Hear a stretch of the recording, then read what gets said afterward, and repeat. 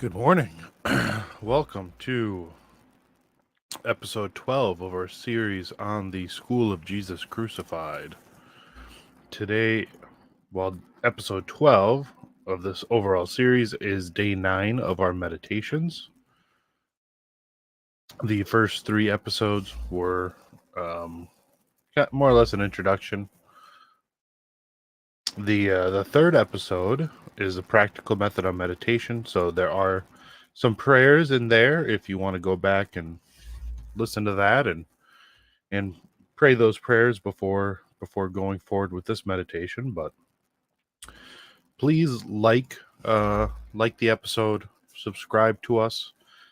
We are on YouTube, of course, but also Spiritus TV, which is like a Catholic YouTube. So if you're unfamiliar with that, make sure you go check out Spiritus TV. It allows you to watch a ton of Catholic content for free. There are no ads currently. There will be eventually, but the ads will be either by Catholic companies specifically, or at least by companies that that aren't woke, don't support immoral things. Sorry about that. That's my alarm. But make sure to check us out on Spiritus TV. We also are on Rumble, and then also put all of these as audio podcasts on all the major podcast apps. So subscribe to us everywhere you can, like the video, and share it with anyone you think would find this fruitful. But we are doing this live. Well, I record and then stream, but we're doing this in the middle of Lent in 2023. But these are fruitful all the time. They are not just Lenten meditations. Matter of fact, the author specifically states almost every day that meditating on the Passion should be done each and every day, at least for some little bit. So, anyways, like I have done on all the other episodes, I'm going to throw an image up on screen while I read, so there will not be anything to look at. You can turn the video off or set it down and just listen and meditate on the aspect of the Passion we're talking about. And today, day 9, is Jesus before Caiphas. Meditation. Annas, being unable to discover any grounds for condemning Jesus Christ, and yet being desirous that he should be condemned, sends him to the high priest Caiphas, and leaves the decision of the case to him. Contemplate Jesus thus taken before a second tribunal. Number 1. Our blessed Lord, bound like a thief, is conducted through the public streets of Jerusalem, accompanied by a large body of soldiers who indulge their rage and hatred by ill-treating him in every possible way, and surrounded by a multitude of people who overwhelm him with insults and maledictions, and rejoice over his misfortunes. Jesus advances, his feet bare, and his strength utterly exhausted by all his mental and bodily sufferings, offering up the ignominy and tortures he is now enduring to his eternal Father for the salvation of my soul. The soldiers render his position still more painful by inviting people to approach and see their renowned prisoner, while Jesus proceeds on his way in the midst of them with a humble demeanor and with downcast eyes, to teach us what value we should set on the esteem and honor of the world and the applause of men.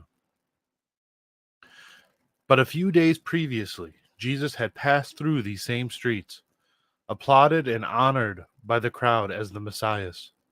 And now, abandoned even by his disciples, he is followed only by perfidious enemies who seek his death and unite in deriding and insulting him as a malefactor and the last of men.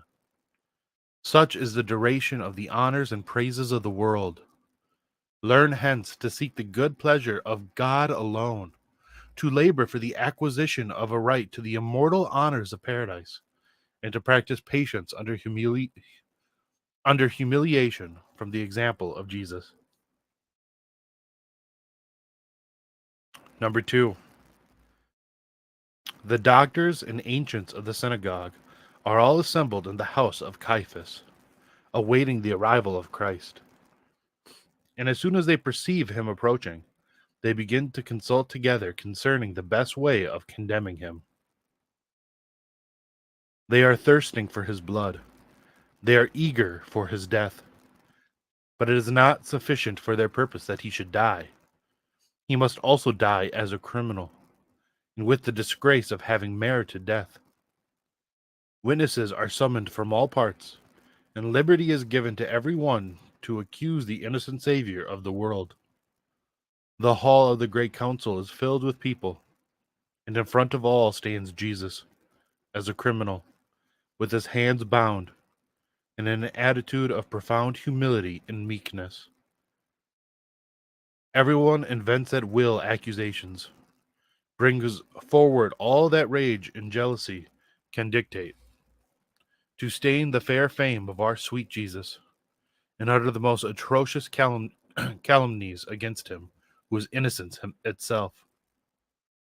Jesus listens in silence, and his heart is oppressed with sorrow that such horrible lies should be uttered.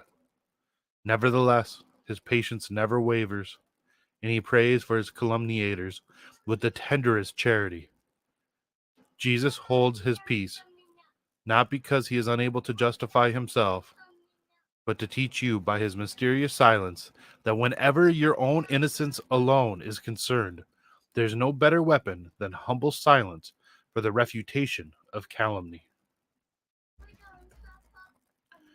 Number 3. Caiphas.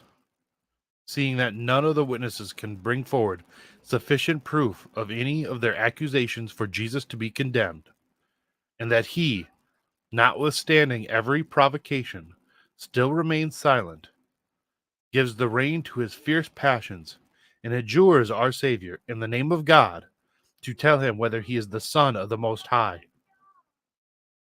Jesus is perfectly conscious that the Jews will make any acknowledgement of his divinity serve as a specious pretext for condemning him to death.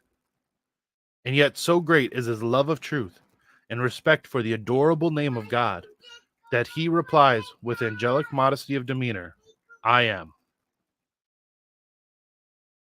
No sooner has the wicked high priest heard the humble answer of Jesus Christ than he rends his sacerdotal garment as if through horror of an execrable blasphemy, hypocritically exaggerates the enormity of the supposed crime, and draws from thence the conclusion that Jesus must be condemned to death as a blasphemer.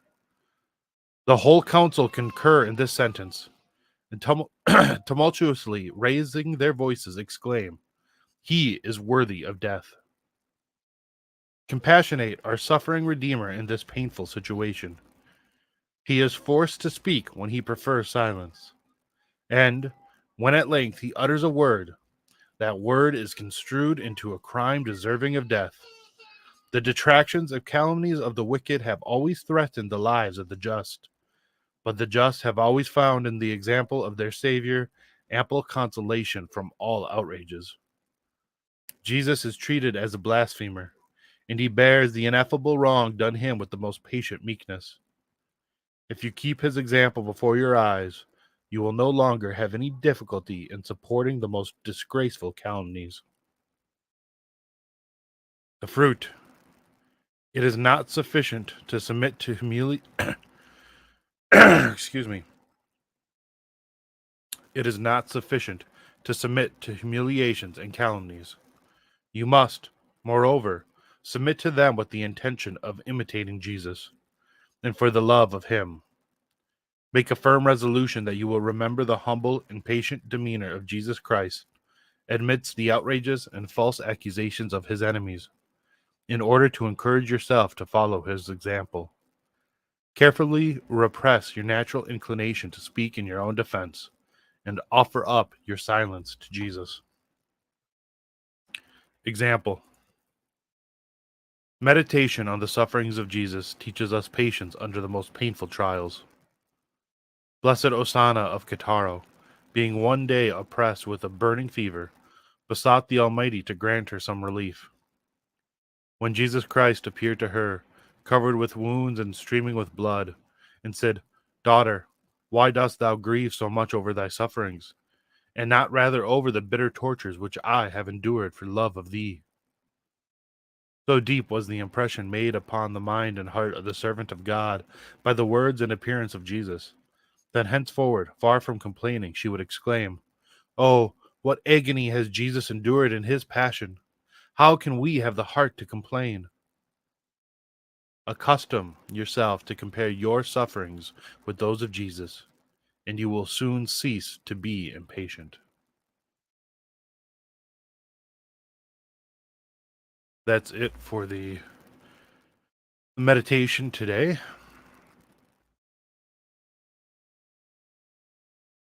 Tomorrow will be day 10. Jesus Christ is denied by St. Peter.